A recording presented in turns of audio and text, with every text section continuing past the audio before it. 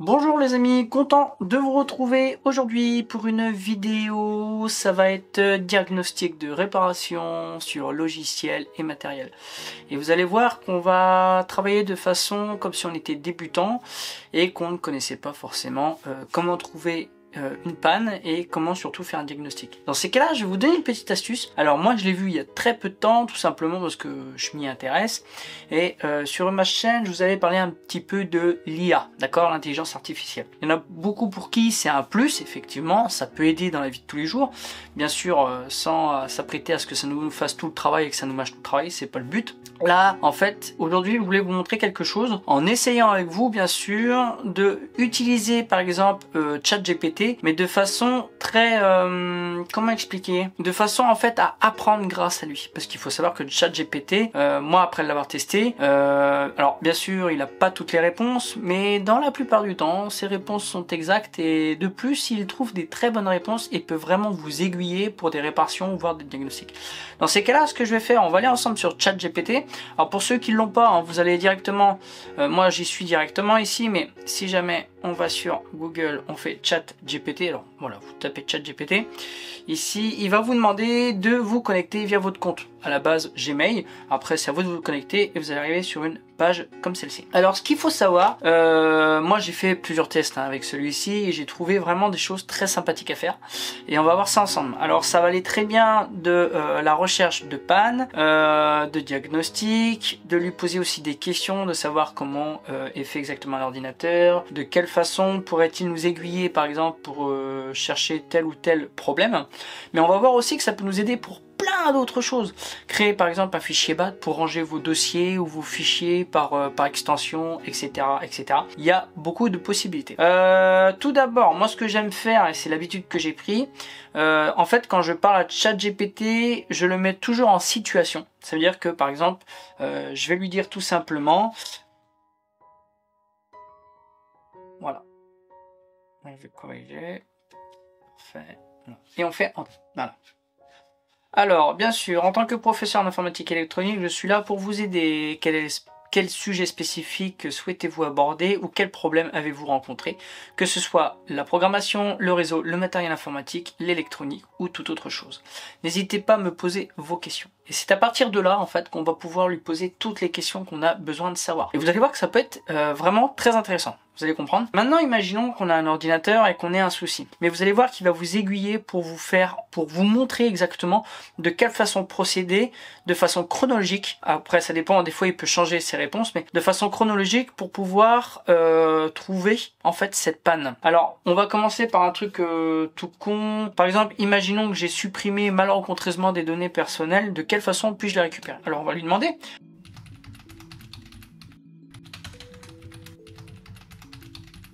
Et on fait entrer. Alors, si vous avez supprimé les fichiers récemment, veuillez d'abord la corbeille, blabla. Bon, ça on connaît. Logiciel de récupération de données. Utilisez un logiciel de récupération de données. Il existe plusieurs outils disponibles tels que Recuva. J'en avais déjà parlé, c'est un logiciel gratuit. Easy Data Recovery, Winzar, Photorec, etc. Des logiciels peuvent analyser votre disque dur ou votre support de stockage et tenter de récupérer les fichiers supprimés. Alors, il vous dit en sauvegarde, si vous avez régulièrement sauvegardé vos données, vous pouvez restaurer les fichiers à partir de votre dernière sauvegarde. Alors là, il vous donne des réponses, mais on peut très bien lui dire, moi je connais pas par exemple Recuva, voilà, on fait entrer. Je sais pas, il me sort Recuva direct. Vous voyez comme quoi il n'y a pas de surprise. Il faut savoir que je ne l'ai pas fait avant. Là je le fais en direct. Je fais la vidéo sur le qui-vive. D'accord, j'ai pas écrit de texte, tout ça. J'aurais pu, hein, mais c'est pas ce que j'ai fait. Alors il me dit Recuva est un logiciel de récupération de données gratuit et performant que vous pouvez essayer, développé par Piriform. C'est exactement le même créateur que CCleaner et il est relativement simple à utiliser. Voici comment vous pouvez le télécharger. Vous pouvez le télécharger le logiciel à partir du site officiel de Piriform. Lancer Recuva, assistance de récupération. Alors il vous explique tout.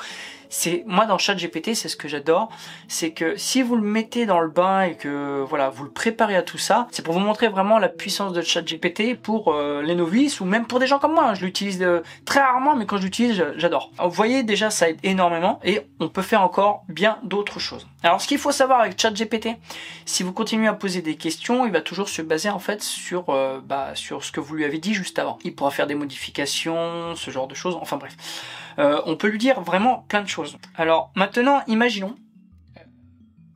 Alors on pourrait le faire de façon vraiment débutante, ça veut dire apprendre le batch.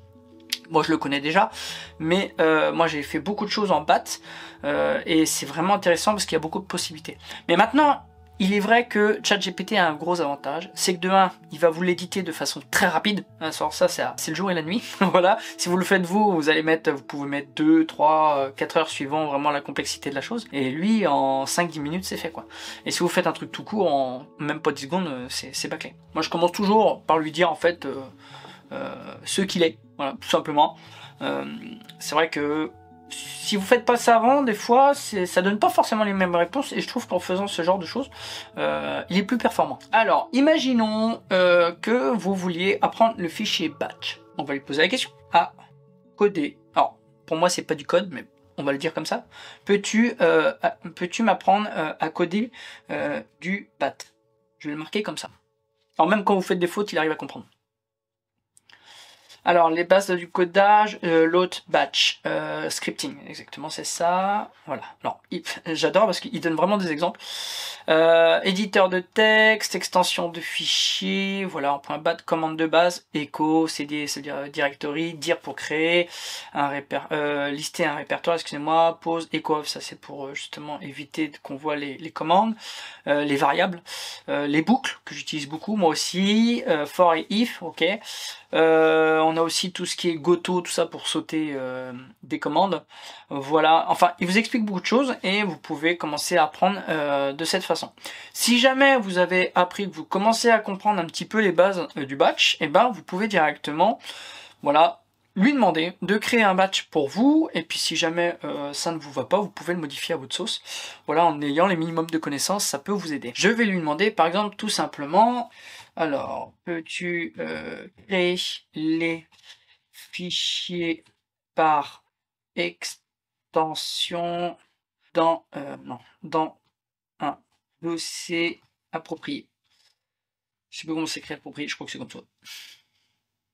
Voilà, alors alors il va vous créer, ah voilà, alors définir le chemin du dossier à trier.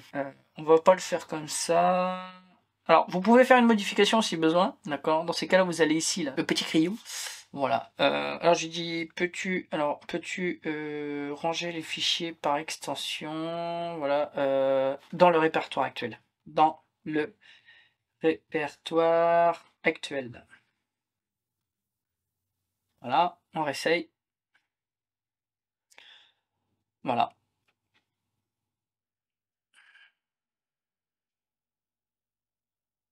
Ok. Dans ces cas-là, on fait copier, téléchargement. Bah tiens, j'en ai plein là. Ah bah ça tombe bien. On va en créer un ici, voilà. On va taper test. Voilà, .bat.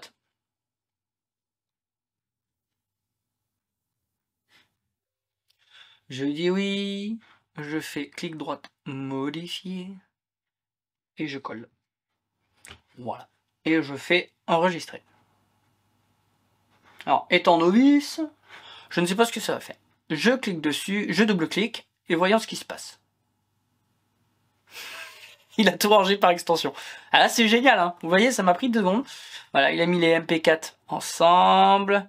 Le fichier BAT que j'ai créé, il l'a mis, ça c'est un autre. Les exe, bah, il a tout mis. Vous voyez, la puissance de ChatGPT, c'est de vous écrire, par exemple, de faire tout ce que vous avez besoin de façon rapide, de façon ludique aussi, parce qu'en plus de ça, il vous explique de quelle façon il va écrire le script, pourquoi il fait telle ou telle chose, et moi je trouve ça vraiment génial. Voilà, alors, vous voyez, c'est un exemple très puissant, mais on peut faire encore bien d'autres choses. On peut créer des sauvegardes automatiques, etc., etc., etc. Alors moi, je connais déjà tout ça, je le fais de façon manuelle, mais vous voyez, si j'ai besoin de le faire pour moi, je peux le faire de façon automatique, de façon très rapide, et après, vous pouvez faire évoluer justement votre fichier BAT pour créer, par exemple, un fichier BAT qui va créer un autre fichier BAT, etc. Enfin, voilà, les possibilités sont énormes. Puis après, le but étant aussi, c'est de connaître les bases et d'apprendre aussi par vous-même. Maintenant, on va continuer toujours avec ChatGPT, voilà, dans un monde merveilleux. On va aller plus au niveau informatique, réparation, diagnostic, etc. On va pas lui dire, on va pas le mettre dans le bain, hein, comme on a fait tout à l'heure. On va tout simplement directement lui poser la question et on va voir un petit peu ce que ça donne. D'accord? Imaginons, j'ai un ordinateur fixe et puis celui-ci chauffe et au bout de quelques minutes, il s'éteint. Je lui ai posé la question de savoir d'où pourrait venir le problème.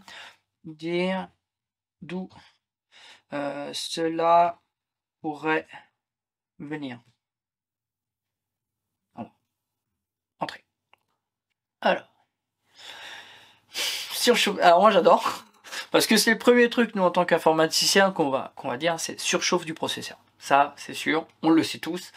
Mais vous voyez, il va vous donner plusieurs choses. Alors, surchauffe du processeur, si le processeur surchauffe, l'ordinateur peut s'éteindre automatiquement pour éviter des dommages. Assurez-vous que le dissipateur thermique du processeur est propre et que le ventilateur fonctionne correctement. Vous pouvez également utiliser des logiciels de surveillance de la température pour vérifier les températures du processeur. Alors déjà, je vous donne un grand point parce que c'est nous la première chose en tant qu'informaticien qu'on va vérifier. Mais il n'y a pas forcément que ça. Alimentation électrique défectueuse. Et oui, ça peut arriver, et ça c'est un truc qui m'est déjà arrivé.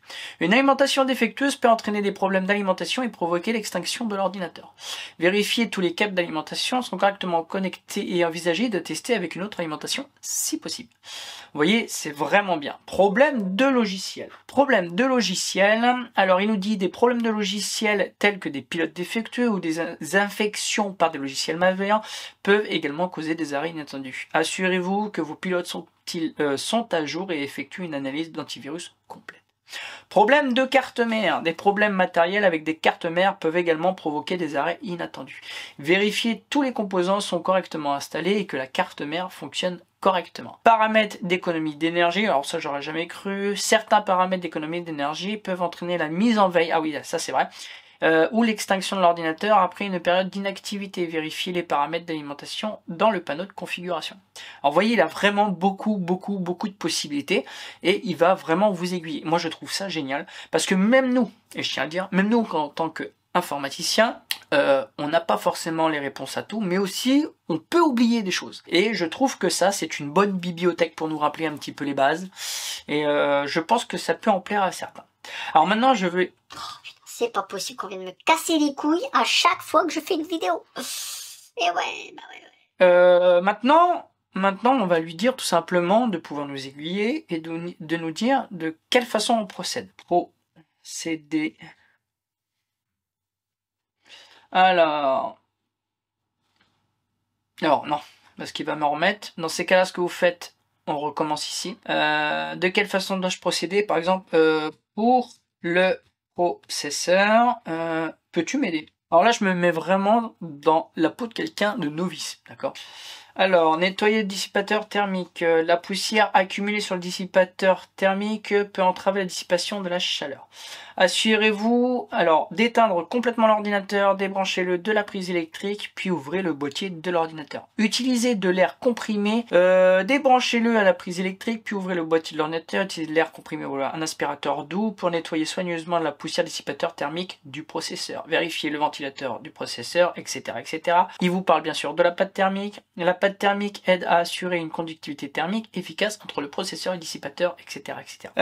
Vérifiez les paramètres du BIOS et UEFI. Certains BIOS ou UEFI permettent de surveiller la température du processeur et définir les seuils d'alerte. Ça c'est pas mal parce que ça c'est vrai que c'est quelque chose qu'on avait. J'avais ça sur les cartes mères, un constructeur Phoenix.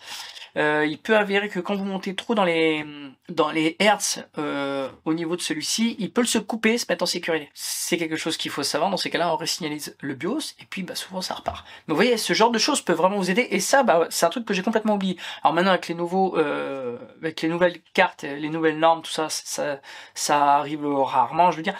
Mais là, voilà, c'est le genre d'astuce qui peut vous donner, qui peut vous aider. Utilisez le logiciel de surveillance, etc., etc. Pourrais-tu me trouver un site qui vend des pâtes thermiques de bonne qualité. Alors je ne trouve pas, parcourir internet, blablabla. Alors vous voyez Amazon, machin, conseil, me conseilles-tu? Je sais plus, c'est un L ou deux L, je sais jamais. Alors voilà, même moi qui ne connais pas toutes les pâtes thermiques, il peut vous sortir une palanquée. Voilà, il existe plusieurs marques de pâtes thermiques réputées sur le marché. Voici quelques-unes que vous pouvez envisager en fonction de leur popularité et de leur performance. Arctic Silver 5, Noctua, alors Noctua, les ventilateurs, par un fabricant renommé de refroidissement Noctua, voilà, enfin c'est ce que je vous disais justement. Cooler Master, assez connu, Thermal Grizzly et l'autre que je connais pas non plus. Mais vous voyez, c'est juste pour vous montrer un petit peu tout ce qu'on peut faire. Ça peut, alors après bien sûr, ça n'équivaut pas à une expérience comme nous on a. Alors je vais le mettre en condition quand même. Professeur, pour le mettre un petit peu dans le move. Ok, pas de souci, blablabla. Alors, maintenant,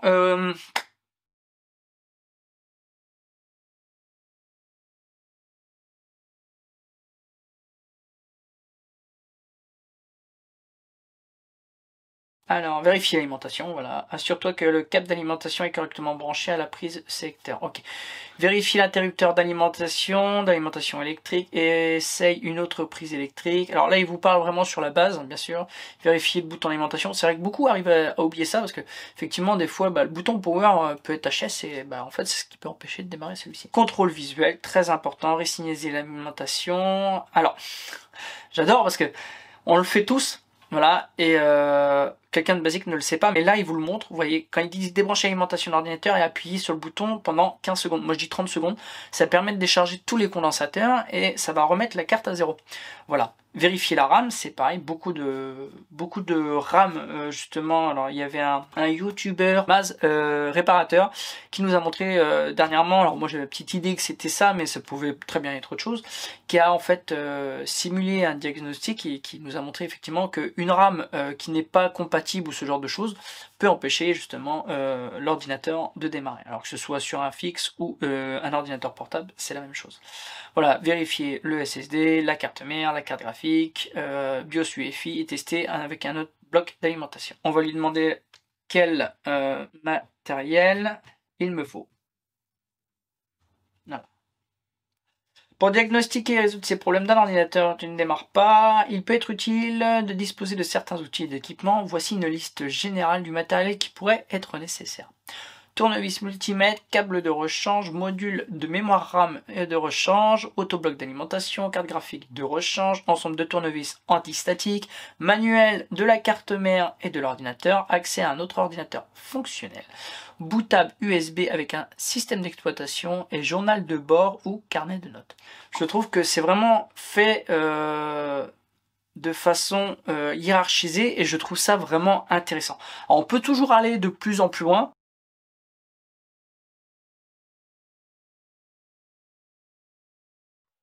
Alors, voyons. Alors, très intéressant. Le courant électrique est un flux d'électrons. Alors, voilà. Vous voyez, il peut parler de façon un peu trop technique. Pour certaines personnes qui ne connaîtraient pas, on a tout ce qui est porte logique, oscillateur. Voilà, il parle, il est parti. Voilà. Je vais lui demander de me le dire de façon plus simple. Pour que moi, en tant que débutant, je ne sais pas faire la différence, par exemple, entre une tension, un ampérage, une résistance, etc., etc. Je vais lui demander, pourrais-tu me l'expliquer comme j'étais enfant? Oui. Voyons ce qu'il va faire. Imagine que l'électricité est comme un groupe de fourmis qui se déplacent le long d'un chemin. Ces fourmis électriques portent des messages spéciaux appelés électrons. Alors, les circuits comme un chemin. Un circuit est un chemin pour les fourmis électriques puissent se déplacer. Si le chemin est cassé ou bloqué, les fourmis ne peuvent pas passer et l'électricité ne fonctionne pas. Tension est comme une pente. Alors moi j'aime beaucoup. La tension est comme une pente. La tension, plus la pente est raide, plus les fourmis peuvent descendre vite. Dans un circuit, plus il y a de tension, plus les électrons se déplacent rapidement. Les résistances, c'est comme un gâteau collant. Les résistances, c'est comme un gâteau collant sur le chemin des fourmis. Si le gâteau est grand, les fourmis ont du mal à passer. La résistance rend difficile le passage des électrons. Condensateur est comme une petite batterie. Un condensateur est comme une petite batterie qui peut stocker de l'électricité. Il peut libérer l'électricité lentement ou rapidement selon ce dont nous avons besoin. Diode est comme une porte. Une diode est comme une porte qui ne s'ouvre que dans un sens. Elle permet aux fourmis électriques de passer dans un seul sens, etc., etc., etc. Vous voyez, il y a beaucoup de choses qui nous permettent de pouvoir comprendre les choses sans forcément qu'on rentre dans la technique. Et ça peut vraiment vous aider. Voilà, moi je vous dis, si vous voulez apprendre par exemple l'électronique ou les bases, voilà, aidez de ChatGPT, il va avoir forcément les réponses et ça pourra vraiment vous aiguiller.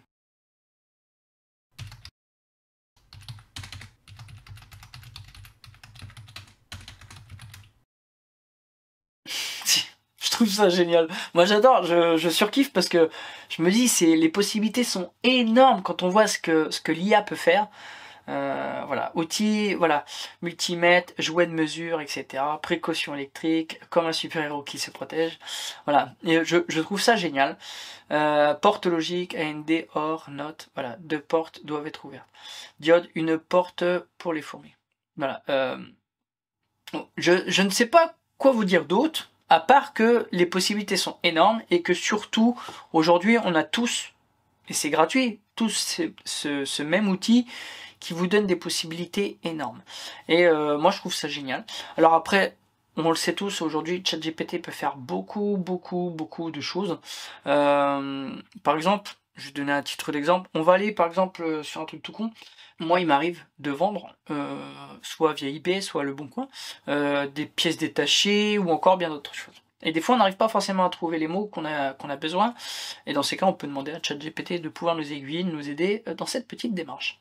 Dans ces cas-là, je vais lui demander, alors, je vends détaché à les vendre. Je ne sais pas quoi mettre, hein, franchement, je vais pas vous mentir. Alors,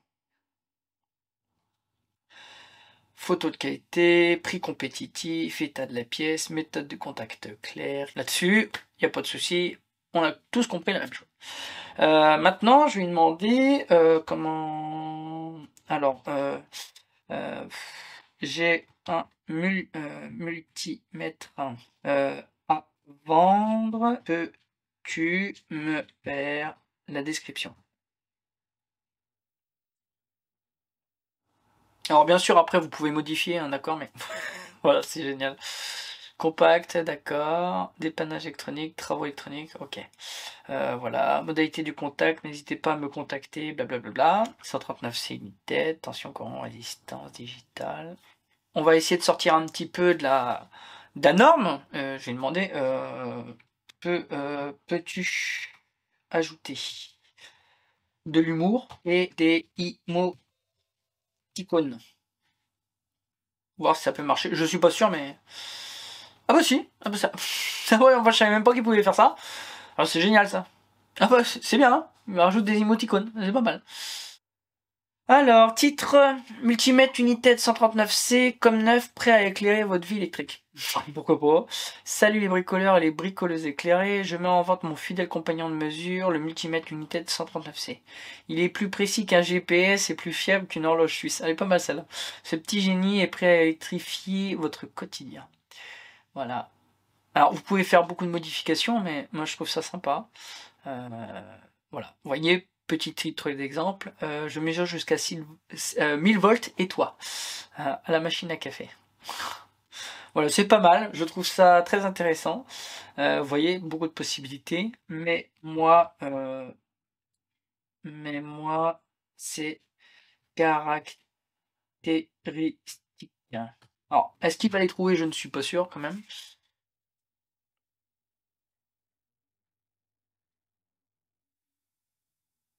Ok, Écran numérique clair comme un ciel sans nuage. Ah, vous voyez, il reprend toujours le truc. Sinon, il faut faire une modification là-haut. Câble de test, manuel d'utilisation pour vous guider dans le monde électrique. Point fort, compact et portable et se glisse dans votre boîte à outils sans perdre trop de place.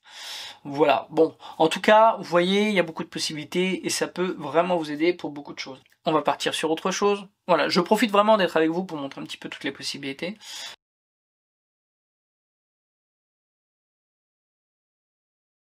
Voyons ce qu'il va me dire. Alors, Choke David. Oh, j'adore quand il me sort des trucs comme ça. Donc, voilà. Moi, j'ai DaVinci Resolve. Hein. Moi, je le conseille à tout le monde. Voilà. Je vous le mettrai en bas de la vidéo si ça vous intéresse. Beaucoup de possibilités. Alors, Chocut, éditeur de vidéo open source. J'ai déjà utilisé celui-là, mais j'aime pas. DaVinci Resolve, c'est mon préféré. eFilm Express, connais pas du tout. Lightwork, connais pas. OpenShot, connais pas. Blender, je connais, mais j'utilise pas. Et Live. Live, c'est dur à dire. Éditeur vidéo open source pour les environnements Linux, c'est pas mal. Vous voyez, c'est vraiment bien. Ça, voilà. Moi, j'adore. Voilà, on peut faire vraiment des choses de fou avec ça. On peut partir aussi très bien sur peux-tu choisir pour moi composant PC. Voyons ce qu'il va me mettre. Oh, j'ai un peu plus peur. C'est génial. J'adore parce que il vous donne les noms, il vous donne tout. Voilà. Exemple liquide, d'accord. Refroidissement à air. Vous voyez, c'est vraiment un exemple concret de ce que vous pouvez faire. Pour ceux qui ne savent pas quelle est la différence entre un HDD et un SSD, ben demandez, non on va lui demander.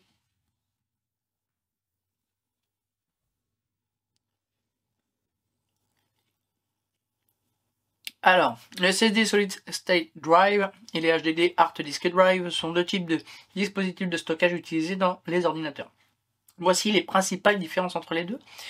Le SSD utilise des puces de mémoire flash pour le stockage, il n'y a pas de partie mobile. Le HDD, quant à lui, utilise des plateaux magnétiques rotatifs et des têtes de lecture et écriture pour stocker les données, il y a des parties mobiles. Alors, vitesse. SSD sont beaucoup plus rapides que les HDD en termes de vitesse de lecture et écriture. Cela se traduit par un démarrage plus rapide du système d'exploitation, des temps de chargement plus rapides des applications et des fichiers, et une meilleure réactivité globale du système. Quant au HDD, les disques durs sont plus lents en raison d'une partie mobile, ce qui peut entraîner des temps d'accès beaucoup plus longs. Durabilité et fiabilité. Le SSD sont plus durables car ils n'ont pas de pièces mobiles susceptibles d'être endommagées en cas de choc et de vibration. Excusez-moi. Ils sont également moins sensibles en température extrême. Le HDD, les disques durs sont plus sujets à l'usure mécanique et les pièces mobiles peuvent éventuellement entraîner des pannes. Taille et poids. Le SSD sont généralement plus compacts et légers en raison de leur conception sans partie mobile, mais quand il s'agit du HDD, les disques durs sont plus grands, plus lourds en raison des plateaux de rotatifs et des composants mécaniques. Le prix. Le SSD sont généralement plus chers par unité de stockage que les HDD. Cependant, les prix ont considérablement diminué au fil du temps. Le HDD, les disques durs offrent plus de capacité de stockage pour un coût moindre par gigaoctet. C'est pour ça que si vous voulez faire les mémoires, il est plus conseillé d'aller pour du HDD pour avoir des gros disques. Je suis pas trop pour ça d'avoir des gros disques, je préfère faire plusieurs petits disques, mais ça c'est mon point de vue. Voilà. En tout cas, je vous invite à utiliser ChatGPT pour énormément de choses. Créer des tableaux, de la programmation, des sites web, des CV, des ventes, enfin plein de choses. Il y a beaucoup de possibilités et ça pourra vous aider. Voilà, je veux dire, aujourd'hui, on dit souvent ton meilleur ami c'est Google, demande à Google. Et ben là aujourd'hui, je t'invite plutôt à dire, et même s'il y a mieux que ChatGPT, je pense à l'heure d'aujourd'hui, ton ami c'est ChatGPT, demande-lui, il te donnera des réponses, pourra t'aider dans ses démarches, pourra t'aiguiller aussi pour des réparations, des apprentissages, etc., etc. Et je pense que c'est un bon outil. C'est juste pour vous dire que voilà, il faut l'exploiter et vraiment s'amuser avec. Mais en tout cas, moi je trouve ça vraiment sympa. Voilà, je vous ai fait cette petite vidéo En attendant, je vous prépare autre chose là.